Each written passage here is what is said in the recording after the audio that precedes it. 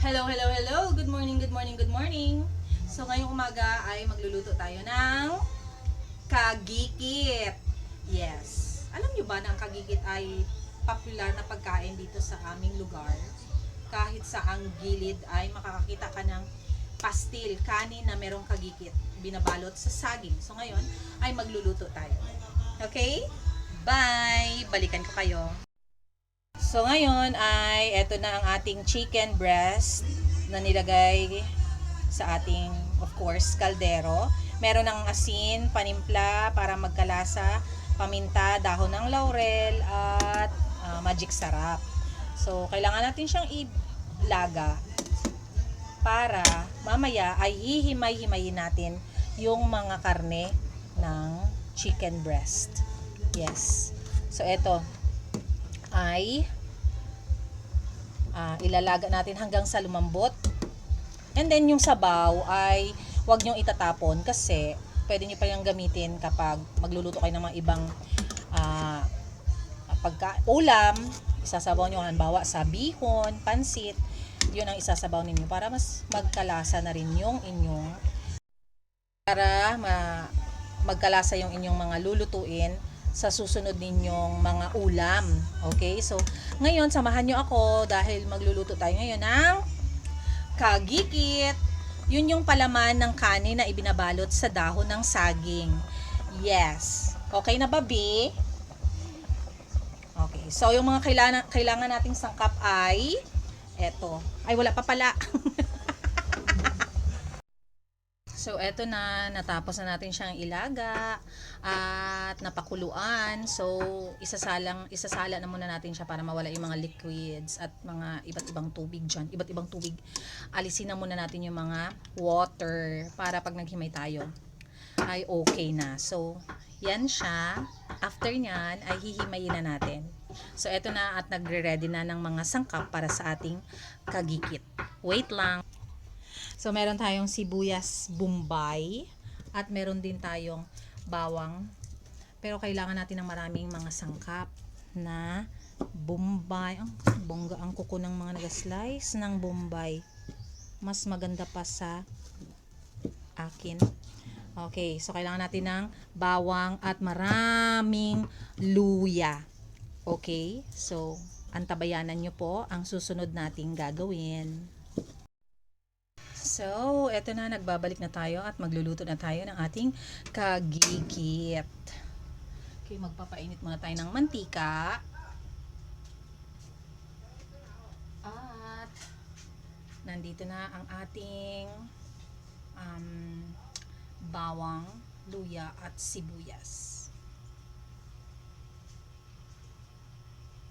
Okay, eto na at maggigisa na tayo. Uunahin natin ang luya.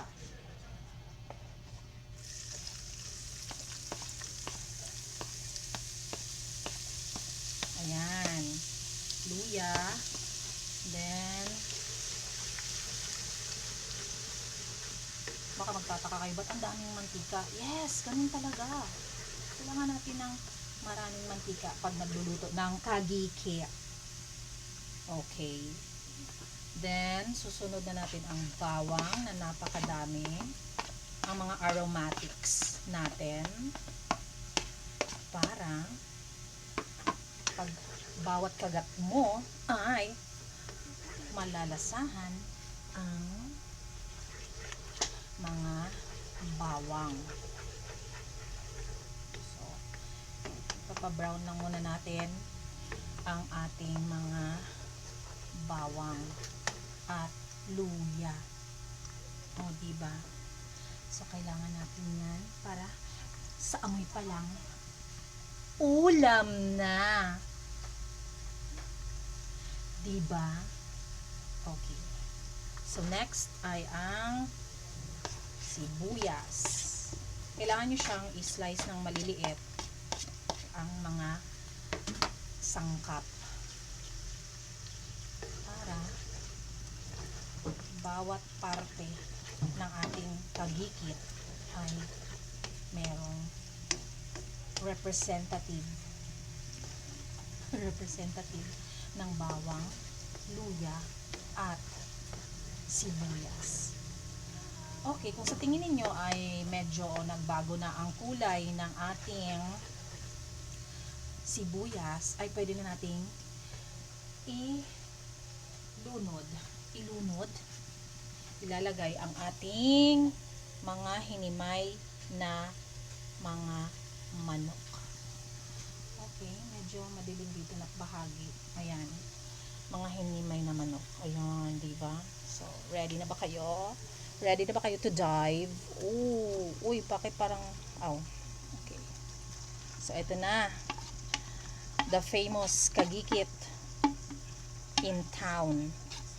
Gagawa tayo kasi para hindi na tayo bibili. Tayo na mismo ang gumawa. Alam na natin. O, diba? Kanina madami yung mantika, pero ngayon lumiit na. So, kailangan natin siyang i-toasted. Depende na rin yan sa inyo. Okay, yung gamit pala natin ngayon na pan ay ang non-stick pan. Okay, so kakayaan lang muna natin siyang nakababa dito at mag-incorporate lahat ng mga aroma. Okay, balikan natin mamaya.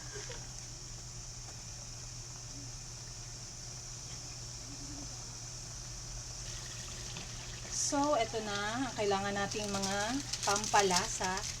2 magic sarap para lalong sumarap. Ajinomoto. Tak, tak, tak. Baka naman.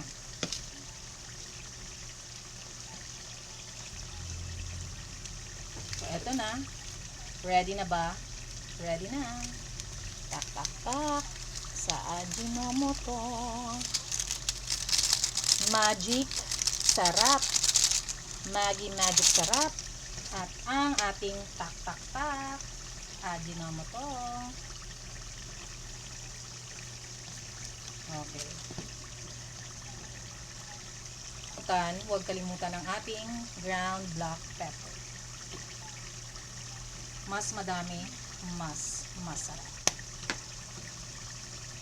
Okay?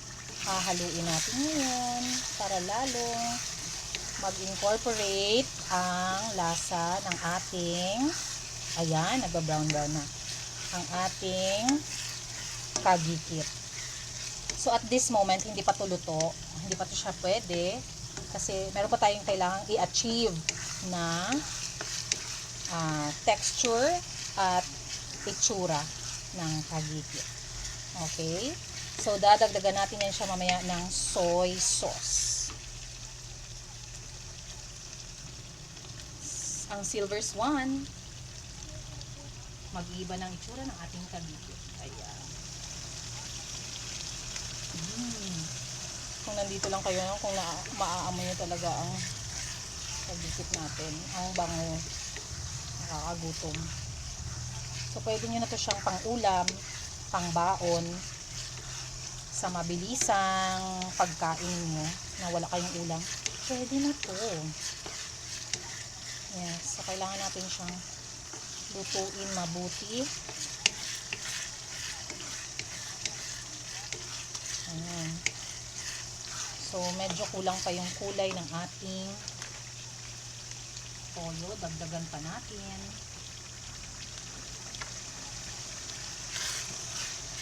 Hindi na ako naglagay ng asin dito ha, kasi meron tayong nilagay na magic sarap at silver swan soy sauce.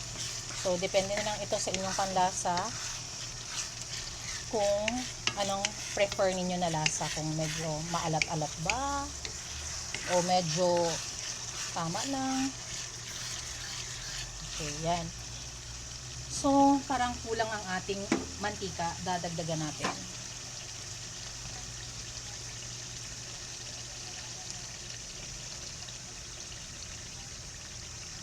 Yan.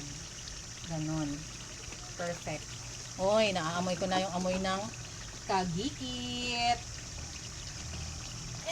Okay, continuous lang po ang pag-stir ng ating kagikit. So, kung makikita ninyo ay ayan na. Diba? Ang sarap. Mas masarap to kapag merong sili, kaso may mga batang kakain. Hindi natin lagyan ng sili. Kasi baka hindi na nila ito makain. Para mas lalong sumarap, ay dadagdagan natin ng Ajinomoto Sarsaya Oyster Sauce. Okay, tama na yung alat niya. Kailangan na lang talaga natin siyang maging maganda ang kanyang texture at ang kanyang itsura. Okay. So, i-mix natin. Continuous stirring lang to, kaya baka yung nasa ilalim nasunog na. Okay? So, ayan. Continue lang po ang pag-stir. Ayan. So, ito na po ang itsura ng ating kagikit. Yan, medyo nakuha na natin yung gusto nating itsura ng kagikit. Ayan. So, hayaan lang muna natin siyang nakababad sa mahinang apoy. Then, meron tayong secret ingredients. Okay, ang secret ingredients natin for today's video, para hindi agad mapanis ang ating kagikit, ay ang Silver Swan sukang puti. Pwede tayong maglagay ng 1, 2, at 3. Tatlong suka. Hahayaan lang muna natin, huwag natin siyang i-stir. Okay? So, by this time, pwede na natin siyang i-mix.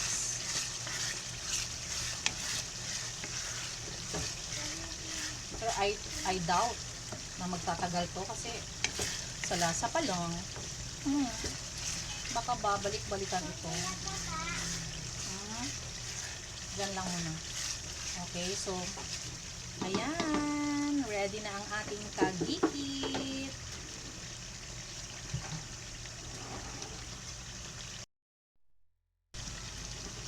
Babi, natin ulit.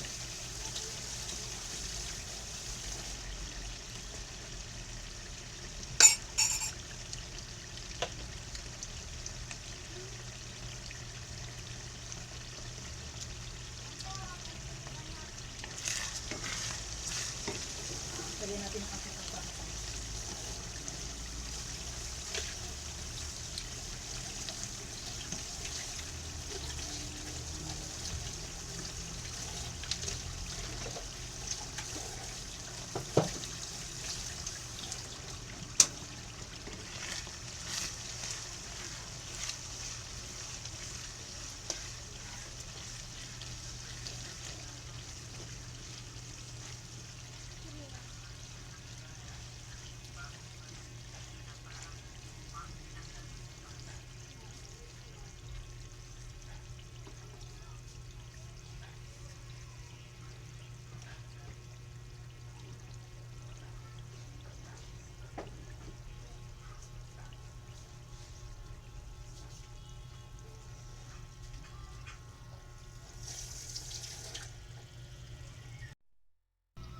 Ito na ang ating finished product na kagikit. Titikman na natin. Taste test.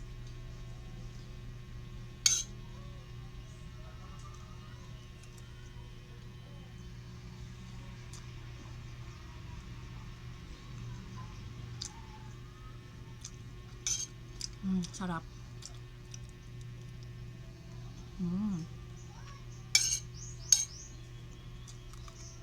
Mainit ang kanin.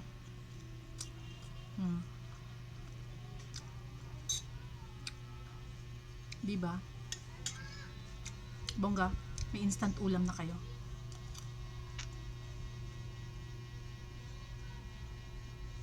Pwede nitong pang negosyo. Sarap. Thank you everyone. Thanks for watching.